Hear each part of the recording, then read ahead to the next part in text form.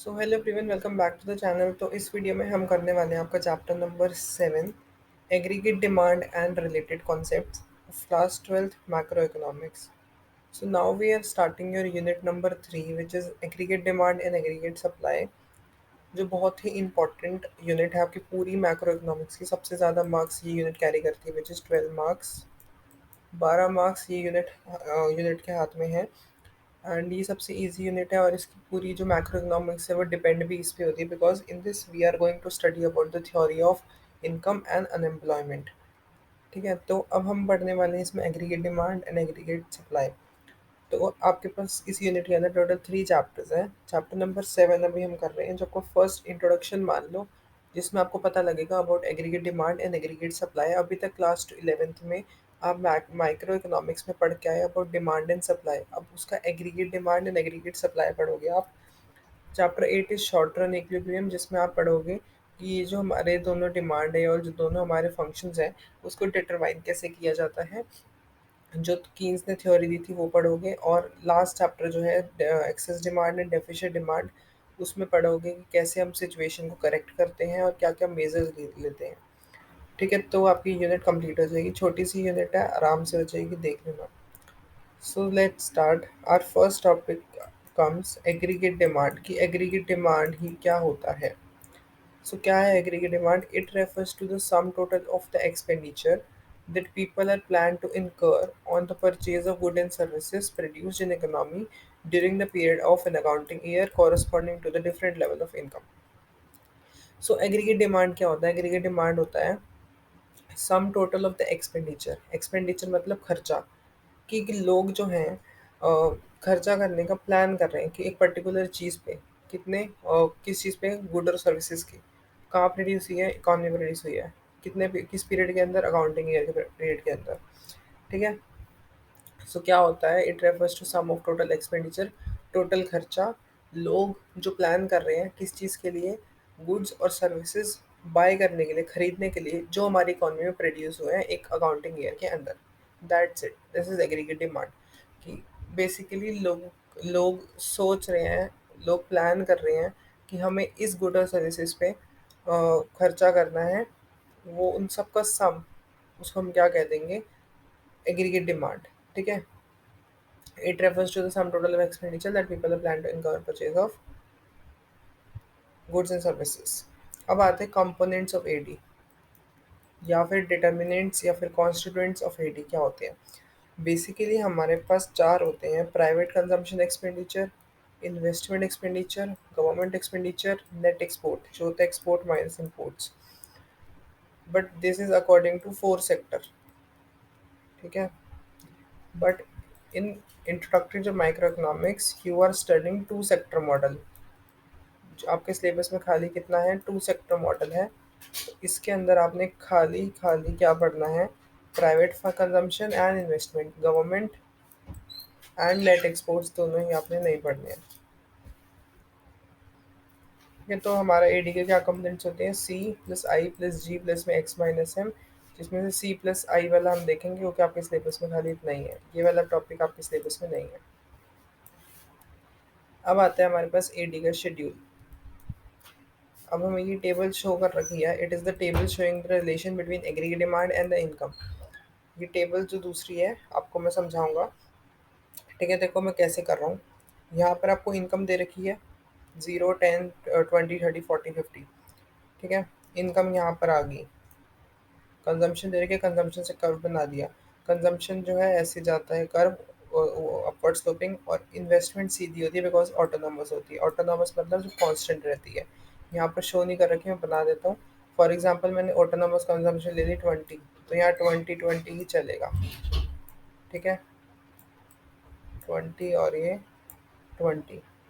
तो autonomous consumption means जब एक नंबर कांस्टेंट रहता है।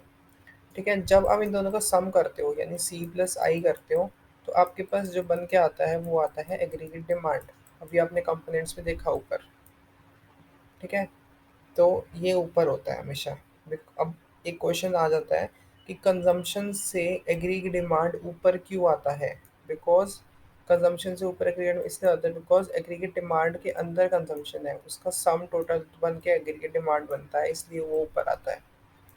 ठीक है। इन्वेस्टमेंट इज ऑटोनॉमस, बिल्कुल सीधा गया। कंजम्पशन से ऊपर की तरफ गया, इनका प्लस करोगे तो एग्रीगेट डिमांड बन जाएगा। ठीक है, ये आपका कर्व है। एक बार क्लियर से देख लो, मैं ये सारा हटा देता हूँ।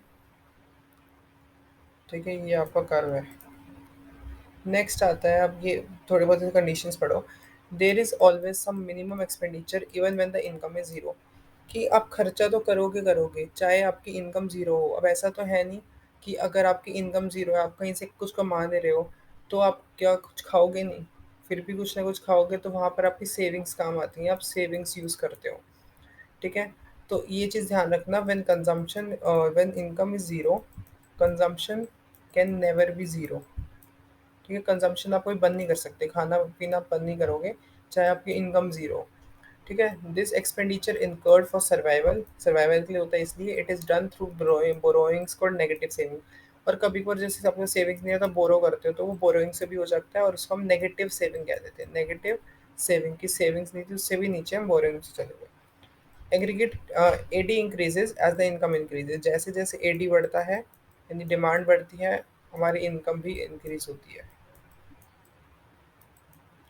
मतलब इनकम जैसे हमारी इंक्रीज होती है तो एग्रीगेट डिमांड भी इंक्रीज होता है। क्लियर सी बात है, आपकी इनकम बन रही है, बढ़ रही है, तो आपकी वांट्स बढ़ेंगी, तो एग्रीगेट डिमांड तो ऑटोमेटिकली बढ़ेगा।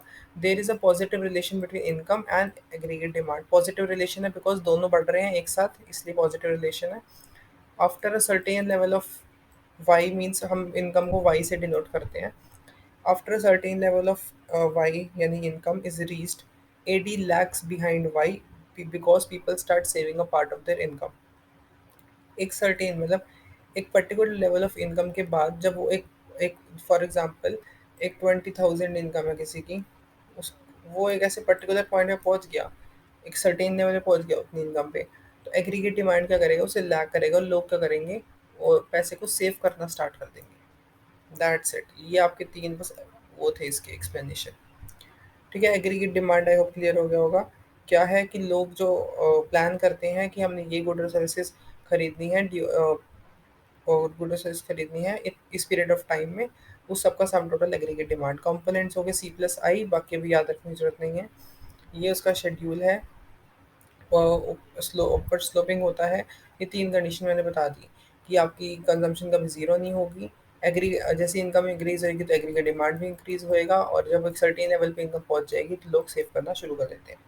अब आता है एग्रीगेट सप्लाई। एग्रीगेट सप्लाई क्या होता है? एस इक्वल टू वाई भी होता है, वाई मीन्स इनकम, यानी एग्रीगेट सप्लाई जो है हमारा इनकम के इक्वल भी होता है। ठीक है, it refers to the aggregate production as planned by the producer during an accounting year. उसमें क्या था कि लोग कितना प्लान कर रहे हैं खरीदने के लिए, मतलब खर्च करने के लिए या खरीदने के लिए। इसमें है कि प्रोड्यूसर कितना प्लान कर रहे हैं प्रोड्यूस करने के लिए। एग्रीगेट सप्लाई इज क्या, कि प्रोड्यूसर कितना प्लान कर रहे हैं प्रोडक्शन करने के लिए, और एग्रीगेट सप्लाई लोग कितना प्लान कर रहे हैं खरीदने के लिए। क्लियर हो गया होगा। It means flow of good services plan bye the producer during an accounting year, वही सेम चीज बोल रखी है। अब ये है आपका एग्रीगेट सप्लाई का कर्व। देखो, aggregate supply is upward sloping curve, जो बिल्कुल जीरो से निकलता है, और इसको 45 डिग्री स्लोप भी होता है। कर्व आपको ऐसे ही याद रखने, शेड्यूल नहीं भी बनाओगे तो भी चलेगा, बट क्वेश्चन में अगर शेड्यूल बोला तो बनाना पड़ेगा, तो अनिवार्य है। ठीक है, तो ये मैंने भी ऐसे बना दिया, जीरो से अपवर्ड, जीरो से चलता है अपवर्ड स्लोपिंग। ये हो गया। ये किसका होता है, इसका कंपोनेंट्स रहेंगे। ओके, तो कंपोनेंट्स ऑफ एएस क्या होते हैं? एएस के हमारे पास कंपोनेंट्स होते हैं, AS equal to C plus में एस, यहाँ कंजम्पशन प्लस में सेविंग, वहाँ क्या था कंजम्पशन प्लस में इन्वेस्टमेंट, तो यहाँ क्या होता है कंजम्पशन प्लस में सेविंग। याद रखना है इन दोनों के। ठीक है, इन दोनों को जब सम टोटल करते हैं तो हमारी इनकम भी आ जाती है, और इनकम मतलब वही 8 AS आ जाता है। ठीक है, क्योंकि जितना आप सेव करते जितना आप कंज्यूम करते दोनों का सम करोगे तो आपकी इनकम ही तो आएगी। सप्लाई क्लियर हो गया होगा। अब देखो, ये तो थे दोनों के बेस, समझ आ गए होंगे। अब आते हैं हम कंजम्पशन फंक्शन पे, कि कंजम्पशन फंक्शन क्या होता है। The functional relationship between consumption and the income is called consumption function. Functional relationship किसके बीच में? Consumption and the income. ठीक है। Functional relationship between consumption and income, ऐसे बनेगा। ठीक है। ये क्या होता है, functional relationship between the consumption and the income. अब इससे समझो, ये आपको इनकम दे रखी है, ये आपको कंजम्पशन दे रखी है, मैंने पुट कर दिया। ये जो सी के ऊपर बार है, this is autonomous consumption. Autonomous का बता चुका हूँ पहले, कुछ नहीं है इसमें कंजम्पशन, बस कंजम्पशन कर्व बना रखा है जो आपको पहले भी देखा था एडी में आपने, कुछ नहीं कर रखा। और आप यहाँ देखोगे तो यहाँ पर 40, यहाँ भी इनकम भी 40 है और कंजम्पशन भी 40 है। कि एक टाइम ऐसा भी आता है कि जब आपकी इनकम जो है कंजम्पशन के इक्वल आ जाती है, उसके बाद क्या होता है कि कंजम्पशन बढ़ी, इनकम बढ़ी, मतलब जैसे जैसे इनकम बढ़ती है आपकी कंजम्पशन बढ़ती है। वो चीज़ दिखा रहे हैं यहाँ से देखो। जब आपकी इनकम जीरो थी तो आपकी कंजम्पशन फिर 20 थी। तो ये क्लियर सी चीज़ आपको पहले बता चुका हूँ, चाहे आपकी इनकम जीरो हो, consumption can never be zero. ठीक है। 10 है, इनकम जब 10 हुई तो ये 25 हो गई, 20 हुई ये 30 हो गई। तो जैसे जैसे इनकम बढ़ती है वैसे वैसे कंजम्पशन बढ़ रही है। यहाँ पर क्या है, पॉजिटिव रिलेशन है, अभी ऊपर ही आपको चीज़ समझाई है। ठीक है। जब इनकम सेम है, कंजम्पशन सेम है, तो भी फिर इंक्रीज तो कर ही रही है। ठीक है। अब ये कुछ चीज़ें देखो, there is always some minimum consumption even when the income is zero, this is called autonomous consumption। उसने कहा कि मैंने वही चीज़ बताई जो पहले आपको, कि कुछ ना कुछ कंजम्पशन तो होगा, चाहे आपकी इनकम ज़ीरो है, इनकम नहीं भी होगी तो भी कंजम्पशन मिनिमम लेवल पे तो होगा ही होगा। इसी को ही हम ऑटोनॉमस कंजम्पशन भी कहते हैं। It is incurred for the survival and basic needs. इसको इनकर्ड करो बेसिक नीड्स से। This lead to negative saving. इससे क्या होता है, हमारी सेविंग नेगेटिव में जाती है, बिकॉज अगर आपके पास इनकम ही नहीं है, इनकम जीरो है, तो आप सेविंग्स की हेल्प लोगे, तो सेविंग्स जब यूज़ करोगे तो वो नेगेटिव में जाएंगी, बोरोइंग्स भी लोगे। देर is a positive relation between income and the consumption, when the income increases consumption also increases. वही चीज़ ऊपर बताई मैंने कि इसके बीच में क्या है, पॉजिटिव रिलेशन है। क्यों? बिकॉज जैसे जैसे इनकम बढ़ रही है आपकी कंजम्पशन भी बढ़ रही है। ठीक है। After certain level of income is reached, consumption lags behind income as a part of income is saved as well. वही चीज़ दोबारा से बता रहा है कि जैसे एक सर्टेन लेवल पे जब आपकी इनकम पहुंच जाती है तो क्या होता है कि लोग जो है अपनी इनकम का कुछ पार्ट सेव करना शुरू कर देते हैं। वही चीज़ हमने उसकी एग्रीगेट डिमांड के उसमें पढ़ी थी, कि हम इसमें पढ़ रहे हैं। अब आता है हमारा MPC। अब ना देखो, हमारा जो ये कंजम्पशन फंक्शन है, CF लिख रहा हूँ, कंजम्पशन फंक्शन है वो दो ब्रांचेस में डिवाइडेड है, यहाँ पर कर देता हूँ। ठीक है। MPC, जिसको हम बोलते हैं मार्जिनल प्रोपेंसिटी टू कंज्यूम, और MPS, विच इज MPS नहीं सॉरी APC, कंजम्पशन है ना अभी तो, average propensity to consume. Marginal propensity to consume and average propensity to consume. अब क्या होता है ये, it refers to the rate at which C increases in response to given increase in income, या फिर कह लो it refers to ratio between change in consumption and change in buy। क्या है MPC? MPC क्या है, रेशियो बिटवीन कि कितना consumption में चेंज आ रहा है अपॉन कितना इनकम में चेंज आ रहा है। ठीक है। मतलब कितना सी इंक्रीज कर रहा है इन रिस्पॉन्स टू इनकम के, कंजम्पशन कितनी इंक्रीज कर रही है, या मतलब जैसे फॉर एग्जांपल 20 इनकम है तो 30 कंजम्पशन है, 40 इनकम है तो 50 कंजम्पशन है, कि किस रेट पे इंक्रीज कर रही है वो as compare to income, consumption किस रेट पे करेगी, बस ये चीज़ बोली है इसमें। ठीक है। MPC का फॉर्मूला देख लो, change in C upon change in Y. ये ग्राफ है आपका। इनकम देखो, इनकम ज़ीरो थी तो कंजम्पशन 20, इनकम 50 थी तो कंजम्पशन 60, इनकम 100 तो कंजम्पशन भी 100, इनकम 150 थी तो कंजम्पशन भी 140। अब देखो एक बार यहाँ पर, ये देखो, अब ये कंजम्पशन बना रखी है मैंने, देखो इनकम जब ज़ीरो थी तो ये यहाँ पर आएगा, इनकम 50 थी, ये 50 और वो था 60, तो ये यहाँ आएगा।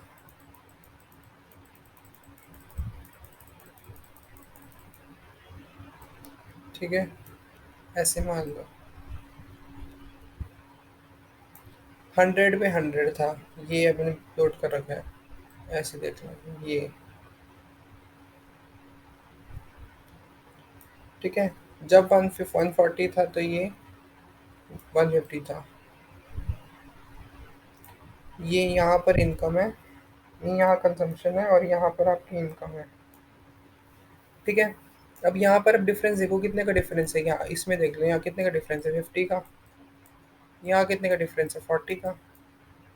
तो चेंज इन इनकम कितना हुआ, 50, चेंज इन कंजम्पशन कितना हुआ, 40।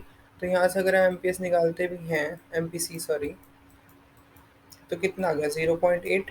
40/50, जीरो से जीरो कटा और ये कट के आ गया 0.8। बस यहाँ से ग्राफ दिखा रखा है और कुछ नहीं है, ये अपवर्ड स्लोपिंग है बिकॉज कंजम्पशन का है। समझ आ गया होगा, एमपीसी यही है, इससे न्यूमेरिकल क्वेश्चन आ जाते हैं, वो भी हम आगे करेंगे। अब आता है एपीसी। एपीसी होता है average propensity to consume. Average propensity to consume is the ratio between total consumption and total income, यानी APC equal to C upon Y. क्या होता है average propensity to consume? Ratio between कि कितना consumption है upon में कितना income है। वही चेंज, चेंज तो निकल गया ऊपर। एपीसी होता है कि कितना कंजम्पशन है अपॉन में कितना इनकम है। समझ आ गया होगा। अब आ रहा है algebraic presentation of consumption function. Algebraic presentation है कोई क्या, कैसे हम कंजम्पशन फंक्शन को एल्जेब्रिकली रिप्रेजेंट करते हैं। तो C is equals to autonomous consumption, या ऑटोनॉमस नहीं लगा हुआ, सी के ऊपर बार आता है, C consumption equal to autonomous consumption plus D Y. C आपको यहाँ पर पता है क्या है, ये ऑटोनॉमस कंजम्पशन। बी क्या है, B is M P C. Y क्या है, वाई इज इनकम। ठीक है। फिर आता है हमारा सेविंग फंक्शन। सेविंग फंक्शन क्या है, the functional relationship between saving and the income is called saving function. Functional relationship किसके बीच में, सेविंग के और इनकम के, वो होता है हमारा सेविंग फंक्शन। क्लियर सी बात है। ये वाला वैसे तो है आपका एवरेज प्रोपेंसिटी टू कंज्यूम के लिए। ये टेबल पे अभी ध्यान में देना, टेबल आगे भी आएगी, आपको सिर्फ मैंने ग्राफ दिखाना था इसलिए मैंने यहाँ पेस्ट कर दिया। देखो यहाँ पर ये एपीसी का दे रखा है, तो ये भी ध्यान में दो, सिर्फ इतना देखो। सेविंग कर्व जो है वो नेगेटिव से जाता है, ये वाला, ये नेगेटिव सेविंग है, और यहाँ पर पॉजिटिव सेविंग होगी। तो यहाँ नीचे से ज़्यादा, बिकॉज हमारी सेविंग्स नेगेटिव भी हो सकते हैं, तो यहाँ से शुरू होता है और ये अपवर्ड स्लोपिंग होता है। ठीक है। ये आपका सेविंग कर्व है, बस ये चीज़ आपको देखनी है, ये ऐसे जाता है, दैट्स इट। अब देखो, initially saving are negative because consumption is more than income. Savings जो नेगेटिव में क्यों जाती हैं, जब कंजम्पशन हमारी इनकम से ज़्यादा होती है, कि भाई इनकम तो बहुत कम है, इनकम 20 है, बट वन, यहाँ देखो, अगर इनकम तो हमारी 20 है बट हम कंज्यूम 100 का कर रहे हैं, तो फिर तो प्रॉब्लम आएगी ना, तो हमारी सेविंग तब नेगेटिव में जाती है। There is a positive relation between income and the saving. Positive relation है इनकम के बीच में और सेविंग के बीच में। ठीक है। When income increases saving also increases, कि जब हमारी इनकम बढ़ती है तो हम सेव भी ज़्यादा करते हैं। ठीक है। ये चीज़ यहाँ से पॉजिटिव रिलेशन दिख रहा है। सेविंग होएगा ये वाला। Saving always lower than income because saving is a part of income. हमेशा जो सेविंग है वो कम होएगी इनकम से। क्यों? क्योंकि इनकम का जो पार्ट है सेविंग, क्योंकि इनकम में से कुछ पार्ट निकाल के हम सेव करते हैं, तो इसलिए सेविंग हमेशा उससे कम होती है। ये नहीं कि आपने इनकम 100 है तो आप सेव भी 100 करोगे, ऐसा कभी नहीं होगा। क्यों? क्योंकि आप कंज्यूम भी करोगे उसमें से कुछ, ये तो है नहीं सारा कुछ सेव ही करते रहोगे, खाओगे पियोगे नहीं, ऐसा नहीं हो सकता। तो 100 की अगर सेविंग है तो फॉर एग्जाम्पल इसमें आपने 30 सेव करा, तो वो 30 इसी का पार्ट है, तो वो क्या होगी, हमेशा लोअर होगी इससे। समझ आ गया। अब जैसे हमारा कंजम्पशन फंक्शन आगे डिवाइडेड था, सेविंग हमारा डिवाइडेड है आगे एमपीएस में, यानी marginal propensity to consume, and APS में, which is average propensity to consume. Marginal, it refers to the rate at which S increases in response to given increase in the income. It is a ratio between AS, change in AS, या change in income and change in savings. MPS का formula होता है change in S, यानी change in saving upon change in income. ठीक है। इसका मतलब वही है जो ऊपर बताया मैंने, कि अ, कितना हमारा सेविंग में चेंज आ रहा है इनकम के रिस्पॉन्स में, कि अगर इनकम बढ़ रही है तो क्या सेविंग में चेंज आ रहा है, इनकम घट रही है तो क्या हमारा इनकम में चेंज आ रहा है। That is M P S, marginal propensity to consume save, sorry.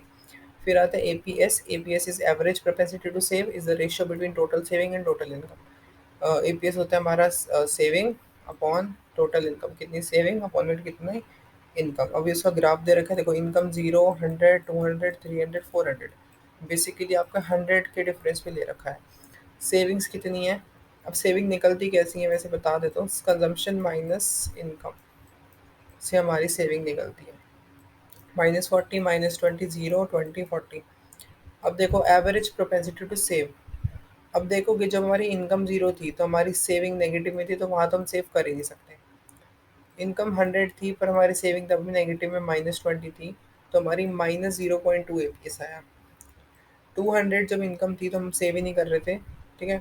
जब 300 इनकम हुई तो हमने 20 सेव करने शुरू करे, तो 0.06 is this APS is S upon Y ना, मैंने ऊपर लिखा हुआ था ये रहा, तो उससे ये निकाल रहे हैं। अभी सेविंग कर्व बनाया, ठीक है। एपीएस यहाँ पर आएगा, जब इसको प्लॉट करोगे ना तो कुछ इस तरह से आएगा ये वाला, ठीक है। That's it, this is APS. इसके न्यूमेरिकल ज़्यादा आते हैं एज कम्पेयर टू ये वाली चीज़ें। अब algebraic representation of saving function. Saving function की क्या एल्जेब्रिक प्रेजेंटेशन है। सेविंग की होती है एस, ये भी ऑटोनोमस है, S equal to minus autonomous consumption plus 1 minus B into Y. B वैसे बता चुका हूँ है एम पी सी, बाकी 1 माइनस एम बी कर लोगे तो एम पी एस आ जाएगा बस। अब ये इनकम है, अब हम देखते हैं अब ये आया कैसे। एक क्वेश्चन है, फाइंड सेविंग, आपको इसमें सेविंग निकालना है व्हेन ऑटोनोमस कंजम्पशन इज 200, यानी आपको ऑटोनोमस कंजम्पशन दे रखी है 200, M P C is 0.6 and Y is 2000। तो आपके पास ये वाला फॉर्मूला है सेविंग निकालने का। तो saving equal to minus autonomous consumption plus 1 minus B into Y. कितनी ऑटोनोमस कंजम्पशन माइनस का 200 प्लस 1 माइनस बी, बी कितना है 0.6 which is M P C. Income कितनी है 2000,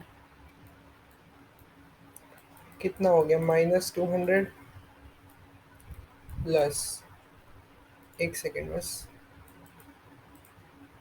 1 माइनस 0.6 is 0.4, ठीक है, इंटू 2000, कितना आ गया -200 प्लस, करें इसको आपका आ जाएगा ये 800, ऐसे आया तो 8000, एक पॉइंट का लग जाएगा यहाँ, ठीक है। तो 800 माइनस 200 इज 600, तो आपकी सेविंग कितनी आ गई 600, ठीक है। आपकी 600 जो है सेविंग आ गई। अब देखें last is relationship between propensity to consume and propensity to save. इनका रिलेशन क्या है, A P C plus A P S होता है 1 के equal, M P C plus M P S होता है 1 के इक्वल, बस ये आपको चीज़ याद रखनी है। जैसे मैंने यहाँ पर 1 माइनस बी का 1 माइनस 0.6 करा ना, आपको अगर डायरेक्ट एम पी एस चाहिए तो आप यहाँ से भी निकाल सकते थे, तो एम पी एस क्या आ जाता 0.4, और डायरेक्ट आप यहाँ पुट कर देते, आपको ये एक्स्ट्रा स्टेप ना करना पड़ता, बस ये चीज़ होती। बाकी आप ऐसे करो चाहे ऐसे करो, आंसर तब भी वही आना। तो आई होप आपको समझ आ गया होगा। दिस वॉज इट, यही चैप्टर था आपका, chapter number 7, aggregate aggregate demand and it's related concepts. So I hope आपको समझ आ गया होगा। So with this we have completed your chapter number 7, and I will meet you in the next video with chapter number 8, short term equilibrium. And thank you for watching, and if you like, share, subscribe and press the bell icon for more updates, and don't forget to like the video. You can follow my other social media accounts. All the links are given in the description box. Thank you.